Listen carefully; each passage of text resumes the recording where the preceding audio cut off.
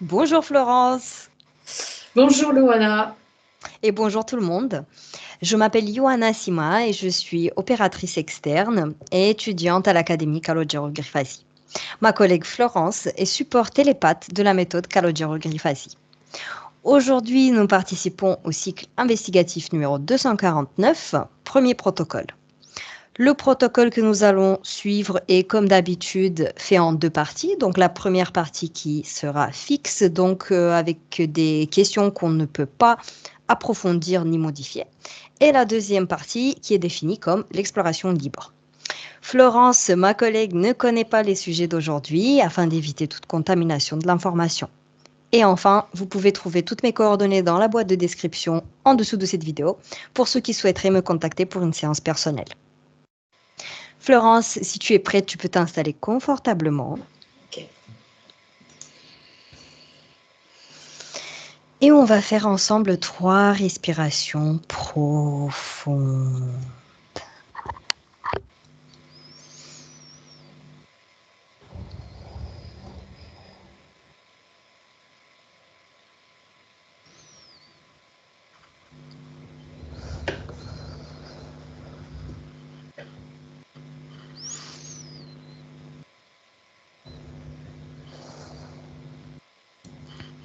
Parfait.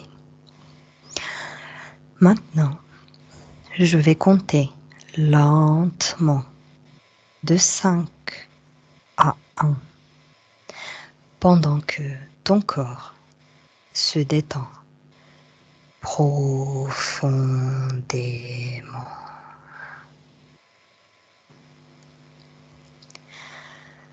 5. Concentre ton attention sur ta respiration et sens l'air entrer et sortir par tes narines.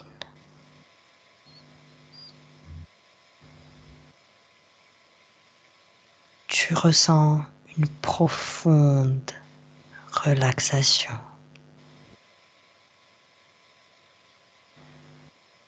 En ce moment, tout bruit ou mouvement extérieur te fera te détendre encore plus profond.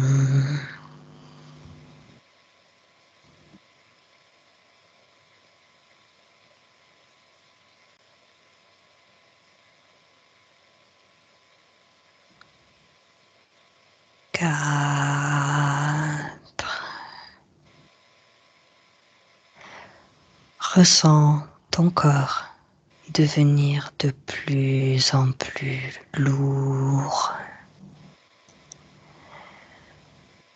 Tu commences à sentir les points de contact de ton corps avec la surface sur laquelle tu es assise. En commençant par tes pieds, tu ressens une profonde relaxation qui remonte le long de tes jambes, tes genoux, tes hanches, ton ventre, ton dos, ton cou, ta mâchoire et ta tête. Ton corps se détend et toute tension disparaît.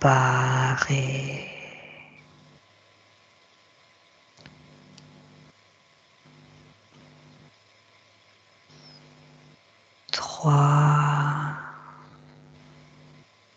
Continue de suivre ta respiration. À chaque inspiration et expiration, ton esprit s'éclaircit et tu commences à te tourner vers ton intérieur.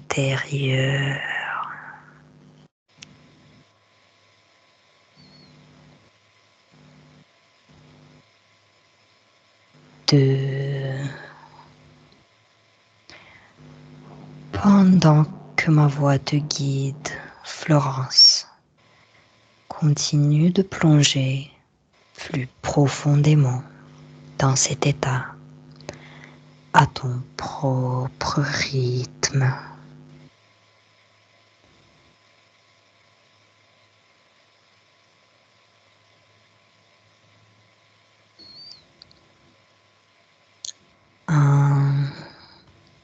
Très bien. Et maintenant, depuis cet état de relaxation, tu commences à entrer en contact avec l'environnement subtil.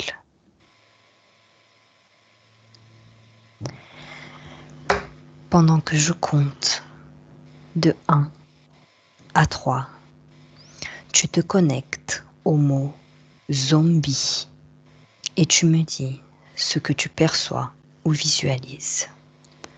1, 2, 3. Je vois des êtres démembrés en fait, Mhm. qui tentent de marcher mais avec difficulté. Ils se déplacent de façon désordonnée. Mhm.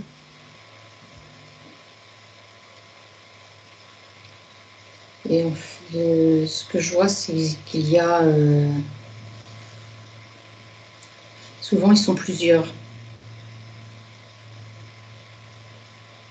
Et en fait, c'est des corps morts, des corps physiques qui sont morts, et ils habitent dedans.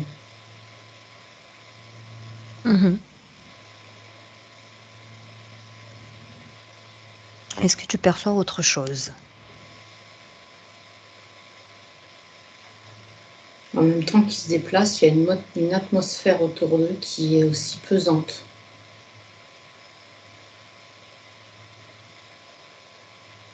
Mhm. Bien. Les zombies existent-ils ou ont-ils déjà existé? Dis-moi tout ce que tu perçois ou à ce sujet.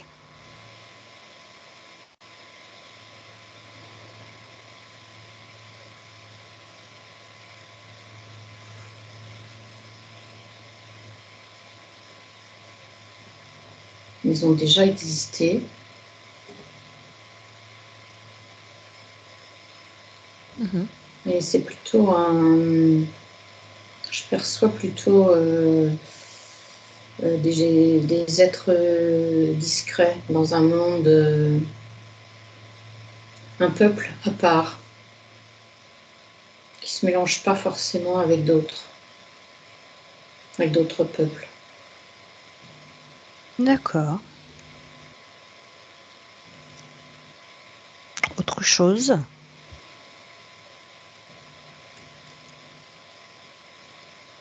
Est-ce qu'ils existent toujours, c'est ça? Est-ce que oui, est-ce que tu les perçois qu'ils existent toujours?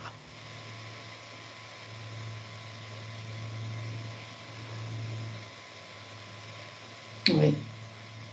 Et toujours de cette façon-là. C'est Mhm. discret.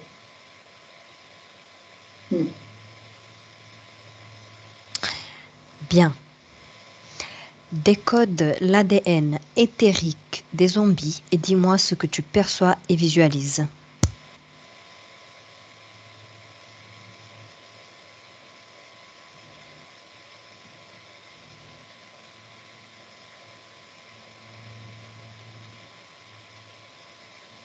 Alors l'ADN éthérique,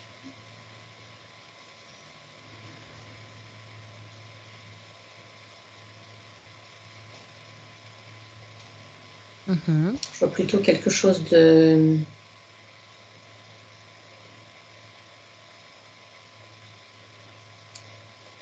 Il y a une vibration en même temps C'est un monstre en fait dedans. Dans le corps humain, c'est un monstre. Ok. Si je le touche, il y a des poils comme un ours. Il y a des points qui? Des poils comme Ah, un des ours. points. Ok.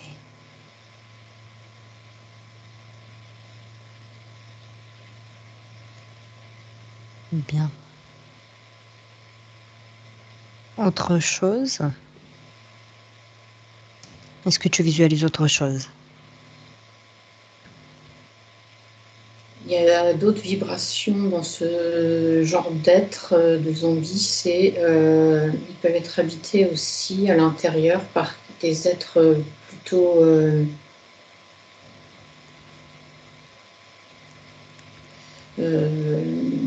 avec une peau plutôt blanche transparente un peu. Mhm.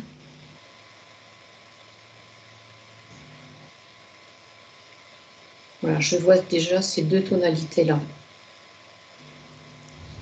Bien. Ok. Les zombies ont-ils ou peuvent-ils avoir un ADN physique? Que perçois-tu à ce sujet?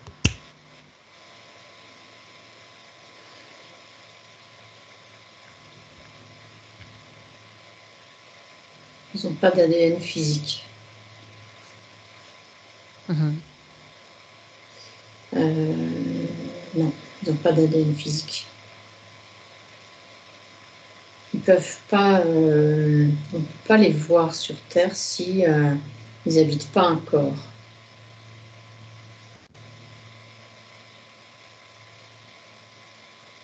Un corps humain.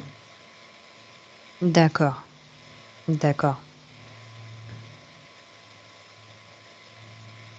Peut-on classer les zombies en tant qu'espèce ou race?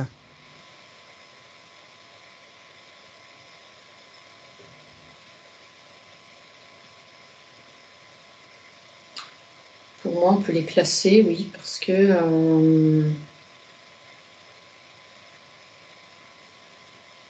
qu'effectivement, ils sont une espèce qui existe.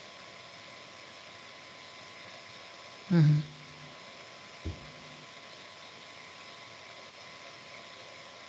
D'accord. D'où viennent les zombies?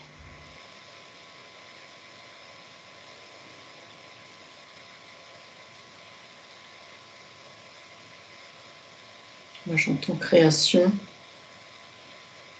C'est un mélange de plusieurs races. Il y a eu des essais de faits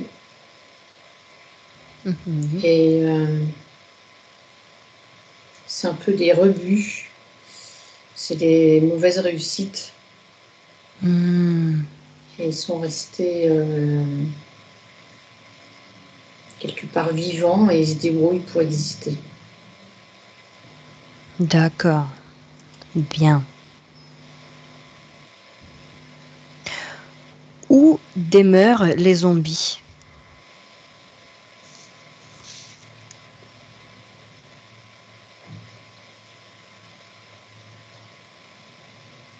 Moi, je vois des montagnes et ils habitent dans les montagnes.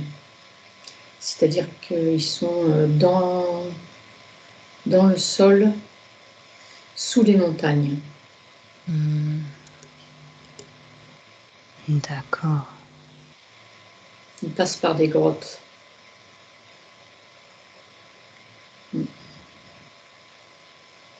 Mhm. Bien. De quoi se nourrissent les zombies?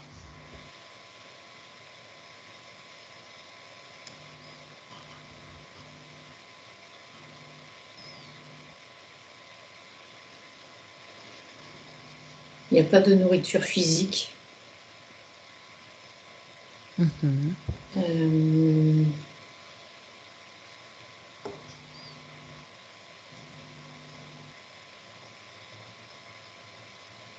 je vois pas de nourriture. D'accord. Donc, Mm. Ils ne mangent pas? Visiblement, ils ne mangent pas. Je vois pas de système digestif en eux. Mhm. Ils vivent plutôt par un système de... C'est plutôt une nourriture énergétique, en fait. Ils attrapent... C'est une histoire de vibration. Ils se nourrissent de vibrations. Ça rentre par les pores de la peau. Mhm. Puisque ce corps humain là, dans lequel ils habitent n'est plus actif tel qu'on le connaît, il n'y a pas de barrière, tout passe, et ça passe par la peau, la nourriture passe par là, mais c'est une nourriture donc de vibration. Ils aiment les vibrations.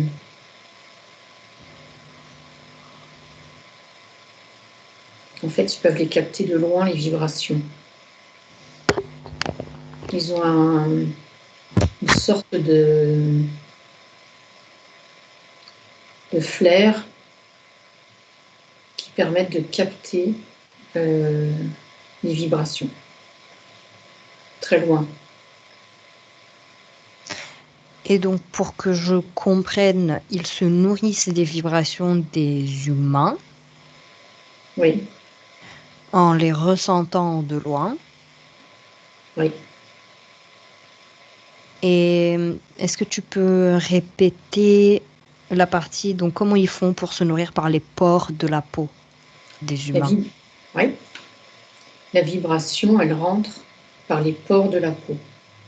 Et comme Leur eux, peau. la, la peau de l'humain qu'ils habitent. Et eux, D'accord. hum. Et eux, comme ils habitent dans le corps humain, euh, ça crée une fois que ça a traversé la peau humaine, ça fait un,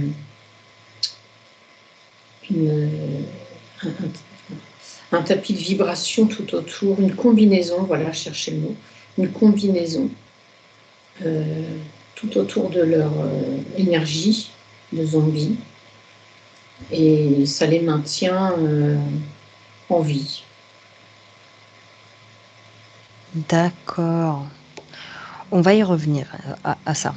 Prochaine et dernière question de la partie fixe, c'est comment vivent les zombies?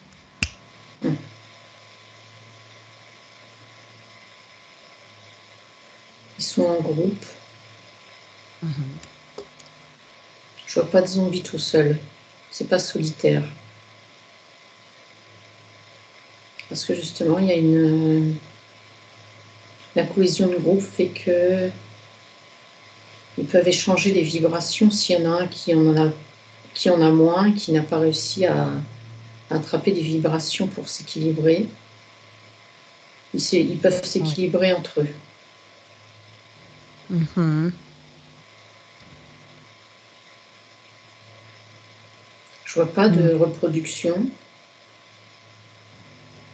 D'accord. Je vois pas d'enfants. Je vois pas de zombies sexués. Mhm.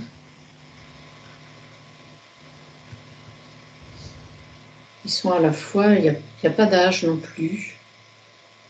On ne peut pas leur donner un âge. Je regarde s'ils peuvent habiter un corps d'enfant parce que je n'en vois pas pour l'instant. Mhm. Je vois que des corps d'adultes.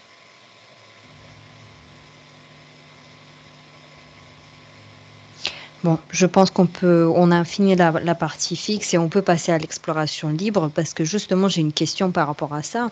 Donc, combien de temps ils vivent, en fait? Je vois pas de limite en fait. Je vois pas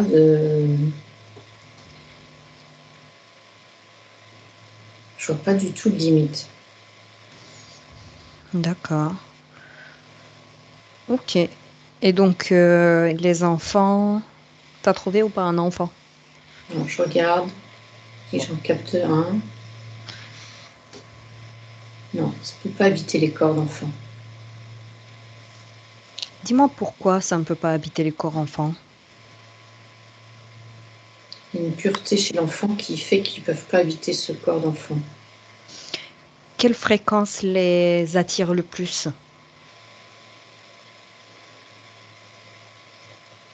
La tristesse, le désespoir. Tristesse profonde et désespoir. Ça, c'est la fréquence qui les attire le plus. Et eux, donc, on, on peut dire qu'ils interfèrent un corps humain? Est-ce que c'est correct de dire ça? Si toi, tu les as vus Alors, comme en tant qu'espèce. ouais. Alors, dis-moi en plus par rapport à ça. Alors, ce que je vois, c'est il y a eu des essais de fait avec les corps humains. Et Où ça? Où? Alors, pas du tout sur notre plan physique. Moi, je vois une grande salle là où il y a des corps humains. Et quand les corps humains sont morts, ne servent plus à rien, tout a été prélevé. Il reste l'enveloppe. Et là, ils peuvent prendre l'enveloppe et habiter dedans. Et là, ils peuvent descendre ils peuvent descendre sur Terre. Enfin, descendre, je ne sais pas si c'est le mot, mais venir expérimenter sur Terre, en tout cas. Est-ce que l'enterrement, le fait d'enterrer des corps humains dans la terre, du coup, ça a un lien avec ça aussi? Non, ça ne se passe pas avec les corps humains qui sont sur Terre. Je ne vois pas ça, en tout cas. Donc, C'est ils vraiment des corps prennent. humains, ouais. Ouais, C'est dis-moi. des corps humains qui sont prélevés dans l'humanité pour des expériences. Et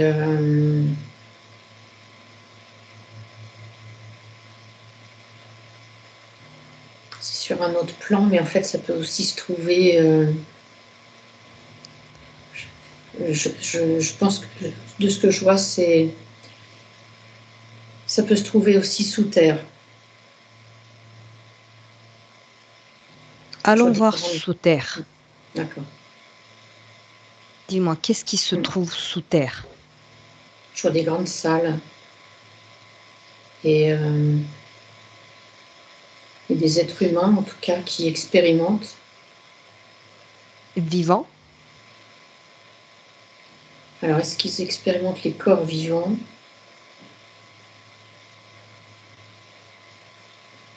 Il semble qu'ils soient endormis, donc ils sont vivants, oui.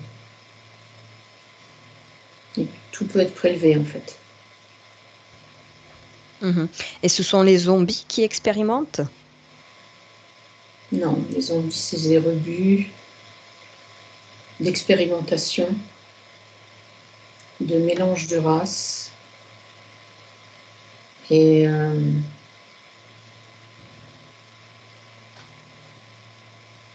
ouais, c'est des rebuts. Quelle race tu perçois qui expérimente sous terre sur des corps humains endormis?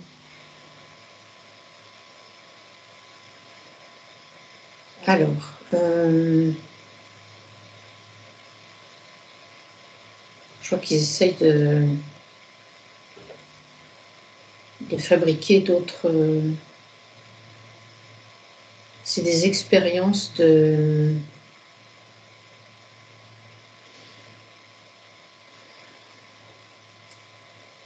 C'est des mélanges de races pour récupérer le plus fort de ce qu'il peut y avoir de chacun, de chaque race.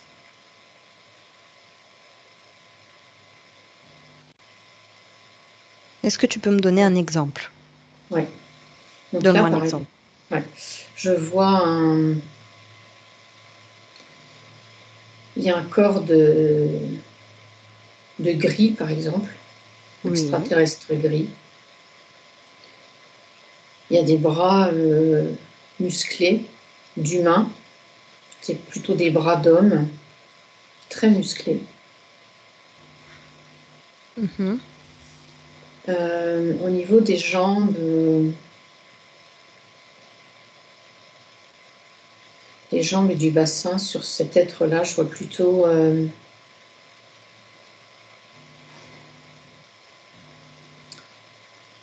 c'est plutôt un bassin et des jambes de... Je vois que c'est un être qui court vite. Ça ressemble à un morceau d'animal qui court Mhm. vite. Panthère, tigre, je sais pas, tout ça. Ouais, je vois, je vois pas précisément si c'est panthère, tigre. Je vois plutôt une apparence de loup.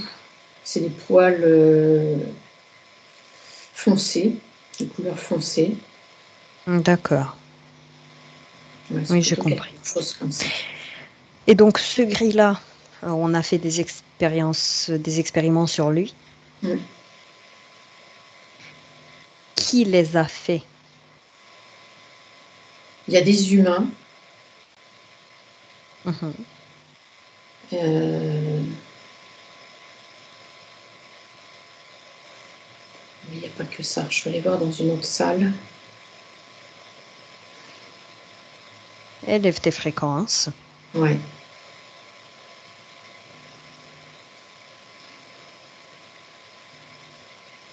Voilà, là, je vois des grands êtres,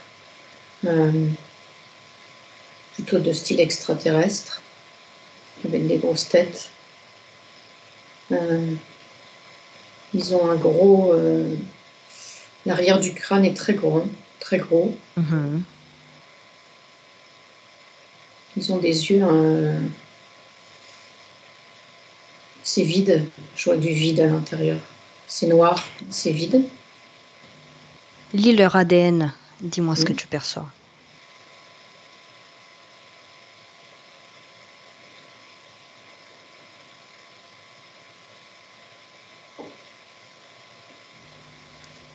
100% non humain.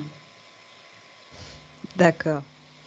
Donc, les humains dans ce laboratoire travaillent avec les 100% non humains pour faire des expériences sur des corps humains endormis et pas seulement, puisqu'on a vu le gris qui était hybridé aussi. Mm. C'est ça. Mm. D'accord. Et donc, revenons aux zombies. Dans ce Ouais. laboratoire, ils sont créés dans ce genre de laboratoire?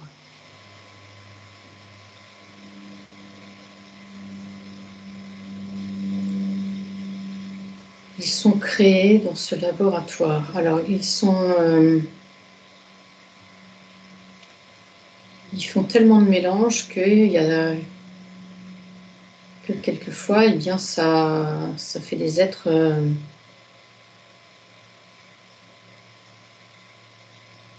Il n'y a plus de la partie physique, elle n'est plus là. Il reste que de la partie éthérique, La partie physique de... la partie physique de Qui? l'expérience. D'accord. Par exemple, Pourquoi? l'être que je t'ai Oui. décrit tout à l'heure, Oui. euh, je vois que si l'expérience rate par rapport aux Mhm. objectifs prévus, la matière, toute la matière qui a servi là, Mhm. euh, elle se désagrège et il a quand même été créé dans cette expérience un, un être éthérique qui est un mélange de tout ça. Et, il a plus de corps en fait. Lui, son but, c'est de... Je comprends pourquoi il prend des corps humains. Oui, parce qu'ils en ont plus et donc Ouais. il faut Et puis, qu'ils s'incarnent entre guillemets quelque part. ouais, ouais, ouais. Ouais, s'ils veulent continuer d'exister avec ce qu'ils sont devenus. Mais c'est pas une incarnation normale entre guillemets, c'est on se Non. rapproche de la possession dans ce cas. C'est ça, ça se rapproche de ça. Ouais. Mais des corps physiques qui sont morts. Ouais, ils sont vides. Mm. D'accord. Ok. Bien. Ok, eh bien, déconnecte-toi de là-bas, Florence. Déconnecte-toi du laboratoire. Augmente tes fréquences, augmente tes vibrations. Très, très intéressant. Dis-moi, où est-ce que tu perçois dans le monde sur Terre qu'il y ait ces laboratoires-là En Asie, en Asie? principalement en Asie. Là, il y a un truc énorme, Mhm. un laboratoire énorme. Et j'en vois aussi en Amérique du Sud. Donc, c'est moins conséquent, mais il y en a un là. Pour l'instant, je vois deux grands trucs comme ça. C'est très bien comme ça. Et donc, ces deux laboratoires-là, ils font ces expériments-là spécifiquement. Donc, ils font pas autre Ouais. chose, ils font que ça. Ok. Ok. Mm. Et maintenant, observe, puisque tu as mentionné qu'on retrouve ces zombies en dessous des montagnes, donc dans des grottes, observe sur Terre s'il y a des endroits où il y en a plus que d'autres.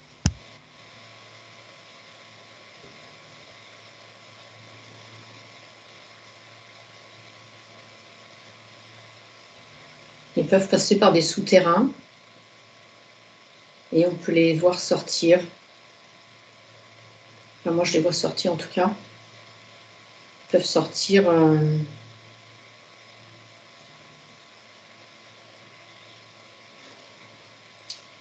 Ouais. Ils peuvent sortir dans différents pays.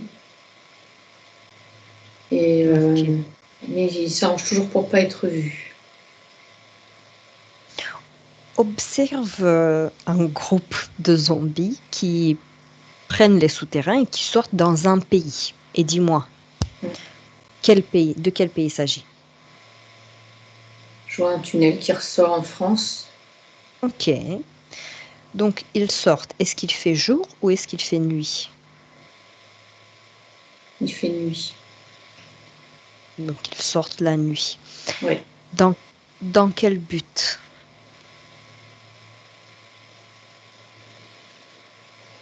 Donc déjà, ils sortent la nuit pour pas être repérés parce qu'ils aiment bien être. Pour eux, c'est important d'être discret. Ça permet de préserver leur espèce. Et ils captent mieux les vibrations des humains. J'entends des humains qui pleurent, qui sont désespérés, et ils les entendent mieux la nuit. Ils les captent Mhm. mieux. Ils les entendent pas. Ils les captent mieux, les vibrations. C'est des vibrations spécifiques. Ça a une couleur un peu bleue, cette vibration-là. De tristesse profonde, de Mm, désespoir.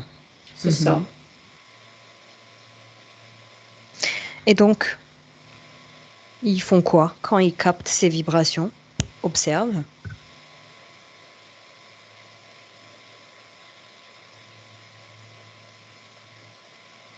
Donc, pour ceux qui ont besoin de ces vibrations-là pour se ressourcer, s'ils sont en baisse de vibration, ils sont à moitié, le corps est à moitié plié en deux. Et, et dans ce cas-là, ils captent par la tête. Et qu'est-ce qu'ils font?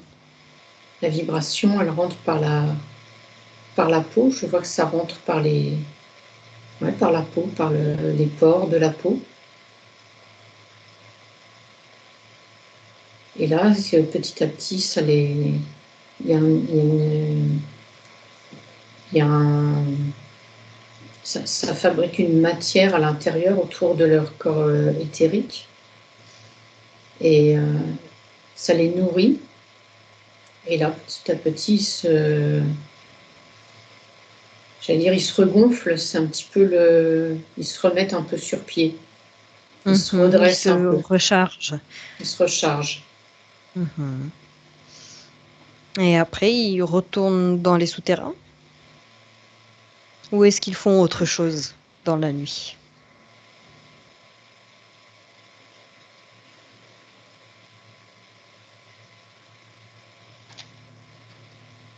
Qu'est-ce que tu Ils perçois? ont l'air de, ils ont l'air de pouvoir de se balader, en tout cas, là où ils atterrissent. Ils visitent. Ils visitent. Est-ce que un humain avec un corps physique, donc un humain normal, Mm. peut les reconnaître? Alors, un humain normal, il ne pourra pas le voir. Un humain qui a une sensibilité pourra éventuellement ressentir un grand froid glacial. D'accord. Et quelqu'un qui a ses perceptions développées, oui, il pourrait le voir. Mm. Bien. Intéressant. Et après, ils retournent dans les souterrains? Oui, ouais, c'est là qu'ils vivent. Mhm. Bien. Déconnecte-toi de ce scénario. Mm. Et maintenant, je veux qu'on aille à la création des zombies que tu as mentionné. D'accord. C'était quand?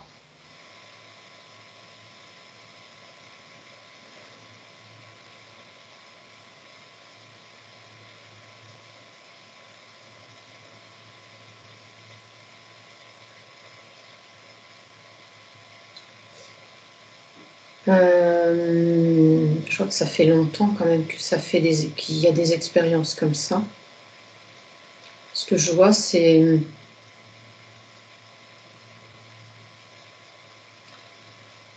je vois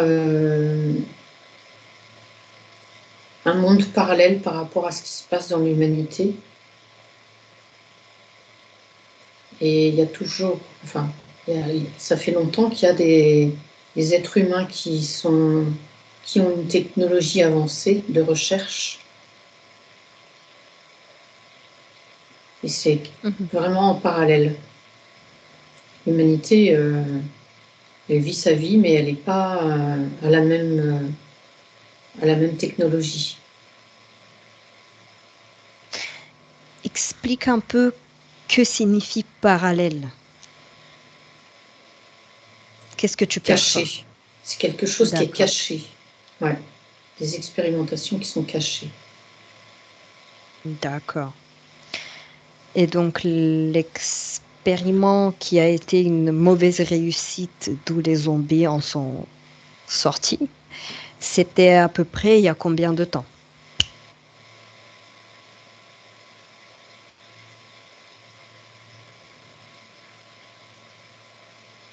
Bon, moi, j'ai le chiffre 3000 ans qui passe. 3000 ans. Bien. Par qui ont été faites ces expériences qui ont mal tourné?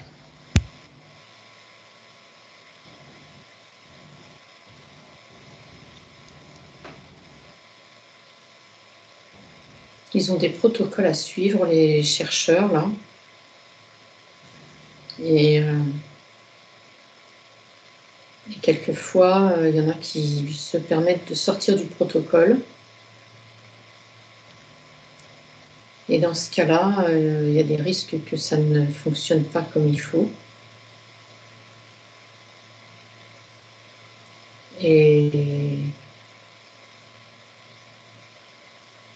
et voilà, et ça mène à un état de zombie.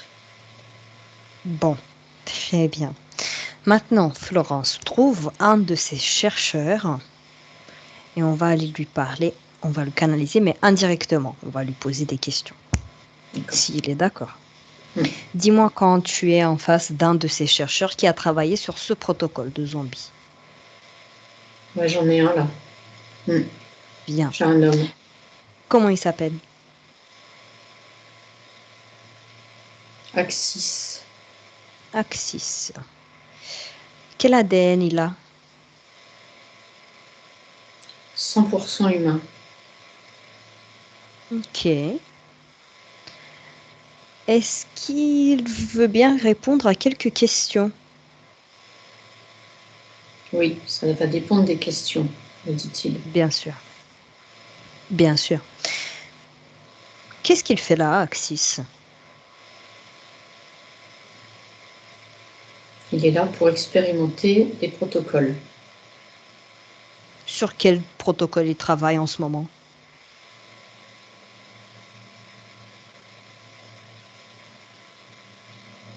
Le protocole sur lequel il travaille en ce moment, c'est plutôt sur récupérer des corps d'hommes humains. Mhm.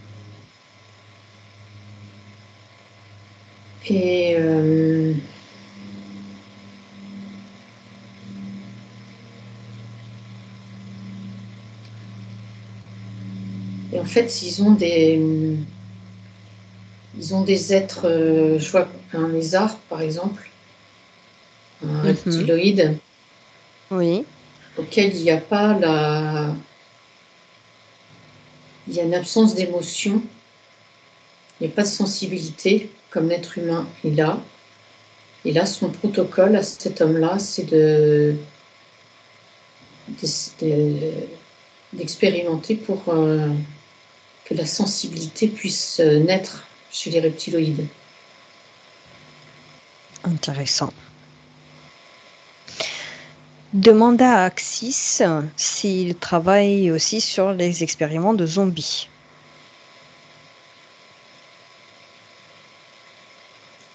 Ouais, il me dit en fait, il y a une pièce, il y a une pièce où ils mettent les expériences qui ratent et les zombies sont dans une pièce. Tout ce Ils qu'il s'en rate, il les occupent met dans plus. une pièce. Tout ce qui rate et qui est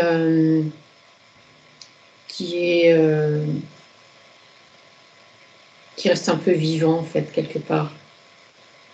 Mhm. Florence, tu es dans le laboratoire aujourd'hui ou il y a 3000 ans?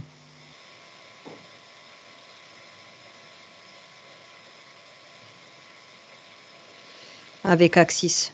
Mhm. C'est aujourd'hui ou C'est aujourd'hui. c'est aujourd'hui? Ok. Ok. Je veux savoir, demande à Axis, s'ils mettent tous les expériments ratés dans cette pièce, comment ça se fait que les zombies sont sortis? Parce qu'après, ils ont accès à la sortie. Ah d'accord, On donc en fait, s'occupe, ouais. Ils ne s'occupent plus d'eux après. Ils les mettent là, mais ils ne s'occupent plus d'eux. Parce que de toute D'accord, façon, ils s'en fichent. S'ils font peur à l'humanité, euh, eux, ça ne les regarde pas. Ils ne sont pas là pour gérer protégé. ça. Ouais. Mhm. C'était vraiment une mentalité particulière humaine d'expérimenter ça. Bon, ok, très bien. Eh ben, déconnecte-toi de Axis D'accord. et du laboratoire, encore une fois, hein. Mm. Reviens dans la neutralité. Ok. Bon, est-ce que tu as vu quelque chose que tu n'as pas mentionné durant tes voyages?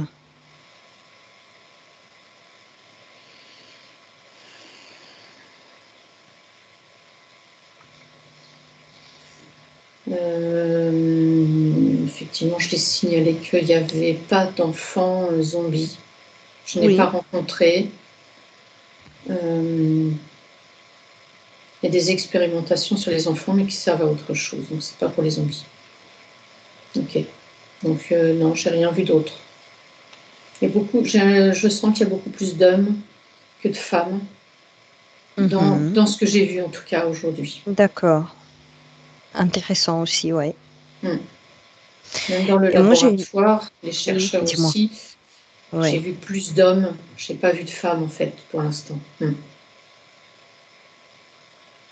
Ouais, c'est intéressant. Moi, j'ai une dernière question. Est-ce qu'il y a des zombies sur d'autres planètes? Qu'est-ce que tu perçois? D'accord.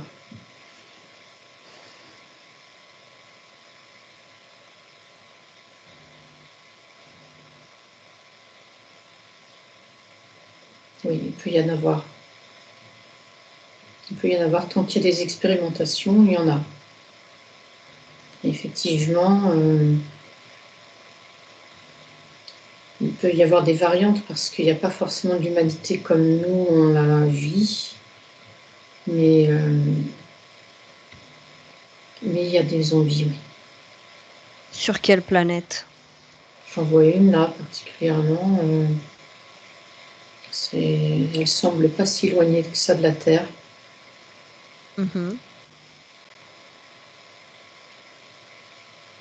Je sens une colonisation de cette planète.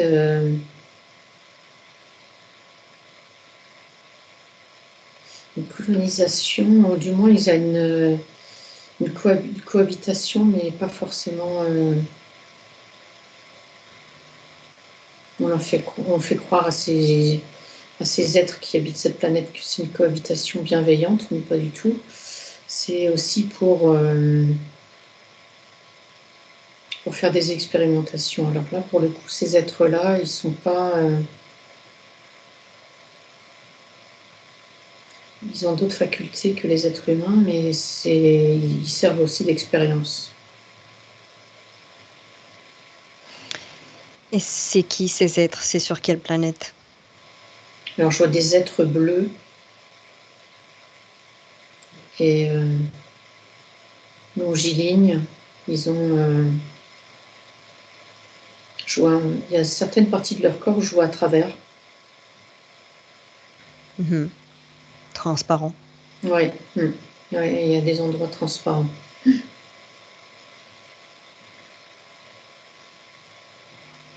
Ouais. Bien. Je sais pas le nom de la planète, mais. Oui, bon, c'est pas grave. Ok. Très bien. Et ben, autre chose à dire de ta part, Florence? Non, voilà. C'est tout, j'avais pas d'autres informations. Super. Alors maintenant, tu te déconnectes de tout et de tous. Et je vais compter de 1 à 3. Et à 3, tu seras de retour dans ton état présent. 1. Tu te déconnectes de tout et reviens totalement dans ton corps.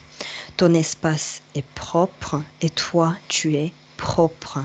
Tu élèves tes fréquences à tes niveaux maximaux et optimaux. 2. Ton corps commence à devenir de plus en plus léger et de plus en plus fort.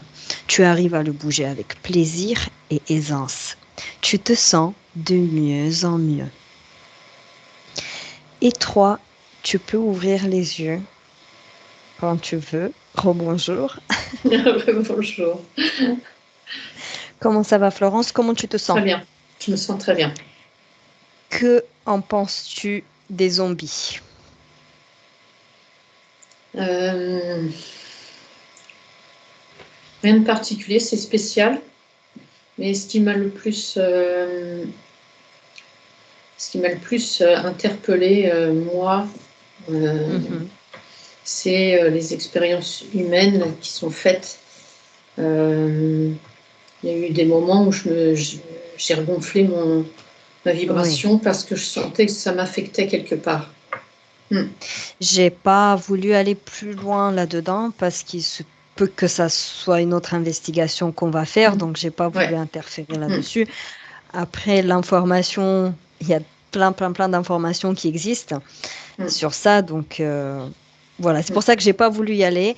Déjà, je trouve que bah, les laboratoires là en Asie et en Amérique Mm. du Sud que toi tu as visualisé, je pense que l'énergie était assez lourde quand même. Oui, oui, oui, c'était très très lourd. Effectivement, c'était vraiment très Ouais. très particulier. Ouais. Voilà. Bon, Mm. du coup, est-ce que tu souhaites partager quelque chose avec les personnes qui nous regardent ou c'est bon? Ben, en fait, j'ai adoré faire cette investigation-là. Et Moi aussi. c'était d'autant intéressant, c'est que ça permet d'affiner les perceptions de ces êtres zombies, en fait. Ouais. Il y a toujours une image qui est montrée de ça en plus, on ne sait pas trop ce que ça veut dire. Et là, Ouais. là on comprend un peu mieux. Ouais. Oui, c'est vrai, c'est vrai. Mm. Ça fait longtemps qu'on n'en a pas parlé des zombies.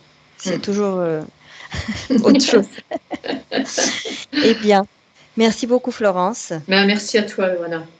et merci à tous d'avoir regardé. Passez une bonne soirée tout le monde et à Bonne bientôt. soirée à tous. Au revoir. Au revoir. Benvenuto a questo nuovo video di Disclosures. Oggi parliamo della cosiddetta sessione di ipnosi investigativa. In realtà non esiste una sessione di ipnosi investigativa. Non che non si possa fare investigazione di ipnosi, però è che non esiste una sola sessione di ipnosi per dire si è fatta investigazione, per prendere quell'informazione come buona. Perché? Sappiamo intanto che l'informazione che arriva in ipnosi è molto contaminata. La percentuale di inquinamento dell'informazione è altissima. Pensate a questa informazione che viaggia per tantissime dimensioni, attraversa densità, passa per coscienze che volontariamente o involontariamente possono distorcerla. E poi arriva infine alla persona che sta in ipnosi, che ha una coscienza, ha una mente, ha un'esperienza e interpreta questa informazione secondo la sua struttura mentale, secondo le sue credenze, che per quanto si possa essere più o meno liberi mentalmente, liberi pensatori, sempre c'è una parte subliminale che interpreta in base all'educazione ricevuta, alla cultura e perché no, anche tutte le esperienze di esistenze passate che ancora lasciano un segno in noi. Per capirci, è come se dovessimo parlare con un'altra persona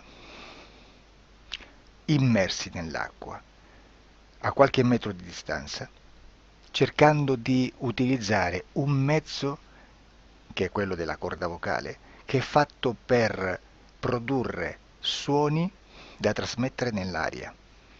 Noi stiamo utilizzando questo strumento per far passare un'onda sonora nell'acqua o in un liquido.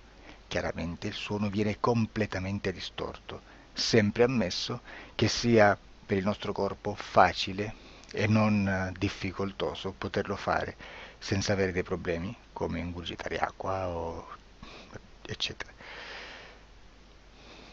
Ma non solo.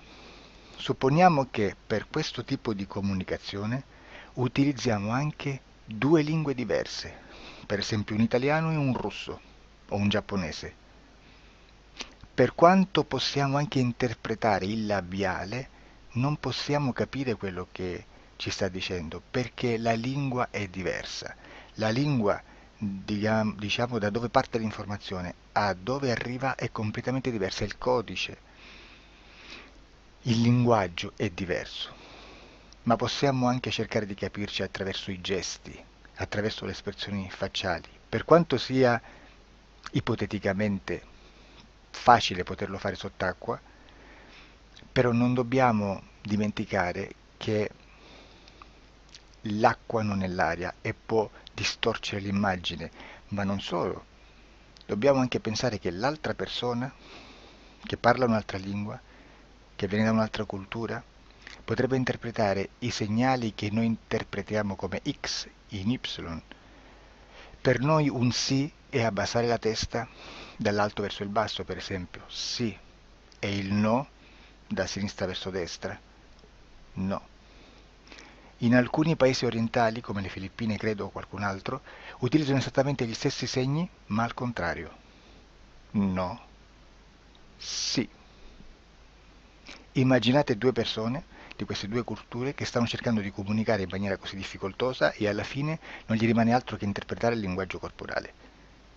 Sì, che per l'altro invece no. Cosa voglio dire con questo esempio estremo? Che l'informazione da dove parte a dove arriva viene completamente deformata. Non sappiamo esattamente quale percentuale perché ogni situazione è a sé stante, però la percentuale di inquinamento, di distorsione, di contaminazione di questa informazione è assolutamente alto. Quindi fare una sessione investigativa, mettere una persona in ipnosi e chiedere di Tizio Caio Sempronio di una situazione o chiedere certi dati è assolutamente controproducente, è assolutamente inutile. Quindi vi chiederete cosa fate allora voi quando fate ipnosi, quando fate delle domande, quando cercate delle risposte e con queste informazioni che vi arrivano lavorate sulla situazione esoterica del cliente. Beh, non facciamo altro che recuperare questa informazione solamente per arrivare al problema del cliente e poi lavorarci. Quindi il valore dell'informazione non è quello di un'istruzione, quello di memorizzare dei dati e di prenderli per buoni, ma è un veicolo di movimento, di trasporto verso la causa del problema per poi lavorarci. Quindi lo scopo di questo tipo di informazione che si prende dalla singola sessione è completamente un altro. Come si fa quindi? Investigazione in ipnosi. Il lavoro non è semplice, il lavoro è lungo, difficoltoso, stancante. È necessario farlo anche in squadra perché bisogna moltiplicare il numero di sessioni da fare e una sola persona potrebbe farlo soltanto in un tempo estremamente largo. Noi abbiamo delle informazioni che prendiamo ormai per buone, ci lavoriamo, danno dei risultati e quindi per noi sono buone. E come abbiamo fatto ad avere queste informazioni? Per esempio, come facciamo a sapere che un extraterrestre chiamato il cosiddetto grigio è più o meno alto X, poi ci sono magari quelli anche un po' più alti, ma hanno un corpo strano, hanno una pelle grigio-verde, hanno degli occhi grandi a mandorla neri, senza una pupilla visibile, non hanno quasi bocca né naso né orecchie, hanno soltanto delle fessure, non hanno organi genitali, hanno degli arti molto più lunghi rispetto alla proporzione che potrebbe avere il corpo umano, e di solito hanno meno dita delle 5 del corpo umano, eccetera, eccetera, eccetera. O se no prendiamo un altro tipo di essere che possiamo incontrare in ipnosi, come facciamo a dire che hanno delle somiglianze con i rettili, gli animali rettili terrestri o gli invertebrati, gli insetti terrestri? Perché? Perché siamo sicuri di questa informazione e ci lavoriamo e quando ci arriva la prendiamo già per buona, nonostante sia anch'essa contaminata. Perché queste informazioni sono arrivate da tantissime sessioni, fatte da tantissime persone, con tantissime altre persone sotto ipnosi e che nel contesto di tutto il lavoro gli uni non sanno, non sapevano degli altri. Questo dato può essere più o meno rilevante, sempre c'è contaminazione e quindi possiamo prendere per buono anche un gruppo di lavoro dove l'uno possa sapere dell'altro. Ci potrebbe essere una contaminazione del contesto di quel gruppo di lavoro, ma si aggiunge semplicemente una piccola percentuale di questa contaminazione a già la grande che esiste. Non è così impossibile lavorarci. Da tutte queste sessioni, da questo grande numero di sessioni, migliaia, diciamo migliaia, noi prendiamo solamente quell'informazione che è uguale a tutte, che è in comune a tutte, o a quasi, perché magari qualcuna ci potrebbe essere niente in comune per una fortissima contaminazione, perché no? Ma dobbiamo prendere una stragrande maggioranza proporzionalmente abnorme rispetto a quello che potrebbe essere un minimo di scartabile, e lì possiamo prendere per buona questa informazione. Quindi se noi su 10.000 persone diverse, con operatori anche diversi, in cui in ogni sessione vediamo un essere che più o meno ha le stesse caratteristiche del grigio o dell'insettoide, a forma di mantide religiosa, o il rettile a forma di lucertola, per esempio, di serpente o di quello che sia, o se vediamo il pianeta Marte più o meno di colore rosso, o se vediamo dei sotterranei eterici, non fisici, nel sottosuolo terrestre, soprattutto sotto le grandi città, dove c'è concentrato molto potere, molta energia di questo tipo, e che più ne hai più ne metta. Se vediamo degli impianti che hanno certi tipi di funzioni, certi tipi di forme in certe parti del corpo, e questa informazione la ritroviamo tutta o quasi in tutte le sessioni fatte, eseguite, realizzate da tanti anni a questa parte, significa che quella è una informazione affidabile. E vi posso garantire che stiamo parlando di una percentuale bassissima. Su un 100% staremo, credo, forse più in basso di un 3, di un 2-3%. Immaginate, tutto il resto è spazzatura, è informazione spazzatura. Sì, spazzatura.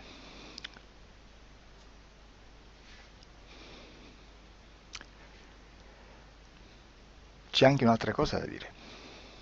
Supponiamo che un operatore faccia un'ipnosi e voglia andare a vedere cosa fa Tizio, cosa fa Caio, cosa fa Sempronio. Arrivano delle informazioni e si dice che Tizio è biondo, Caio è zoppo e Sempronio è uno sportivo. Intanto già abbiamo detto che una sessione soltanto non serve, d'accordo? Ma poi c'è da dire che una coscienza, un essere, in ambiente subliminale, la sua parte subliminale potrebbe non dare autorizzazione a questa fuoriuscita di informazioni. Mi potreste dire, e allora tu quando chiedi agli esseri cosa fanno, cosa non fanno? Beh, intanto la prendo sempre con le pinze, perché abbiamo sempre detto che tutto è molto contaminato e mi serve solo per dirigermi da una parte. Ma c'è anche da dire che se un essere interferisce con l'altro, ha aperto un canale di comunicazione a cui non può ovviare, a meno che non lo recida, non lo annulli. Quindi quando io faccio la domanda a un essere, se lo faccio attraverso l'interferito, mi arriva l'informazione per un canale aperto che sottostà alla volontà dell'interferito. Sulla volontà dell'interferito parleremo in un prossimo video disclosures. Però, se io voglio fare un'investigazione sopra Tizio, Caio e Sempronio, che non hanno nessun collegamento, nessuna interazione e nessuna interferenza con il soggetto con cui io sto realizzando l'ipnosi, non è detto che mi arrivi questa informazione. Assolutamente.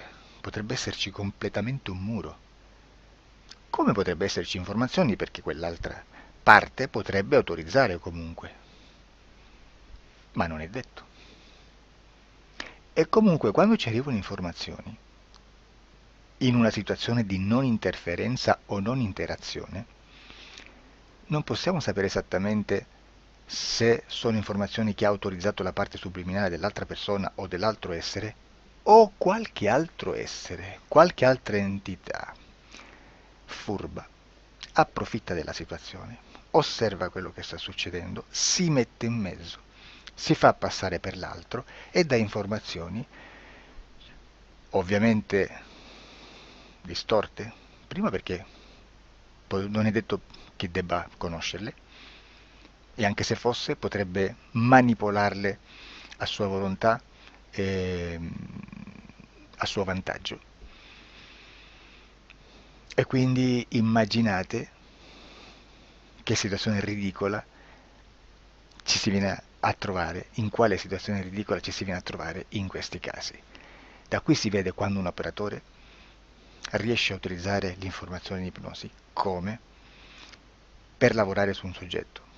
Da qui l'osservatore attento delle sessioni di ipnosi riesce a capire se quell'ipnosi è un'ipnosi affidabile, un'ipnosi con un livello di informazione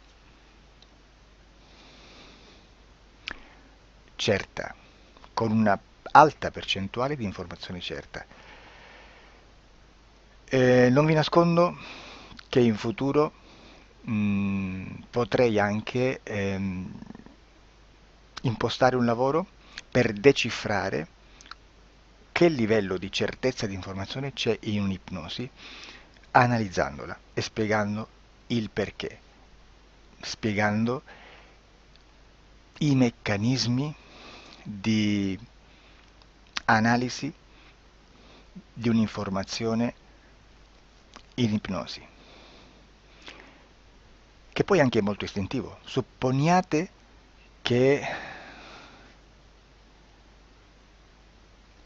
Supponiamo che dobbiamo cercare un'informazione su internet, per esempio un fatto di cronaca.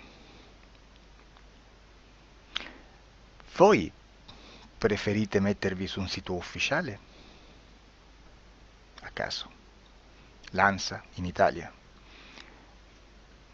ADN Kronos, qualche telegiornale che per quanto possano manipolare l'informazione ad alti livelli, comunque possiamo dare affidabile la fonte dell'informazione che viene trasmessa. Non possono trasmettere una bufala sicuramente. Verrà sicuramente manipolata ad altri livelli. Ne parleremo in altri video, ma a livello base la fonte è certa. Sicuramente non andrete a cercare questa informazione sul primo sito, il primo blog che vi passa davanti e magari c'ha 4 followers. Perché? Perché non vi dà nessuna garanzia della certezza della fonte. Non c'è un controllo né nella struttura interna di questa agenzia di informazione e né dal grande pubblico, che per la quantità di persone che attingono quell'informazione si può dedurre se l'informazione è certa o meno, perché è un'informazione che passa in un pubblico così vasto che se ci dovesse essere una distorsione con la realtà è molto probabile che venga fuori. Credo che abbia detto quasi tutto sulle sessioni investigative.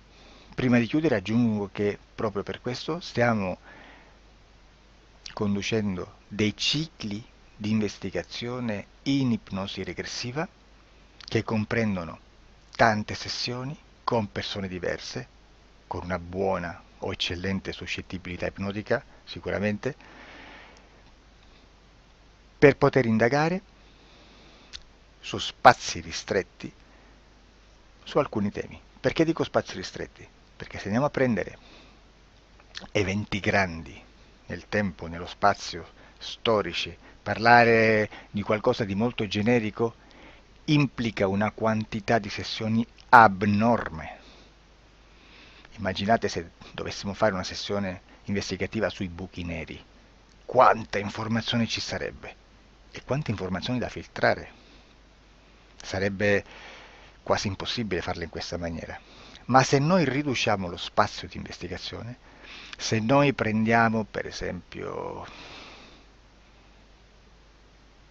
investighiamo sulla pedofilia nella Chiesa Cattolica, ecco, se già restringiamo il campo d'azione è molto più facile che possiamo attingere informazioni affidabili, presuntamente affidabili, con un numero di sessioni sicuramente alte, ma ridotte rispetto ad altri tipi di sessioni molto più generiche, su temi molto più generici.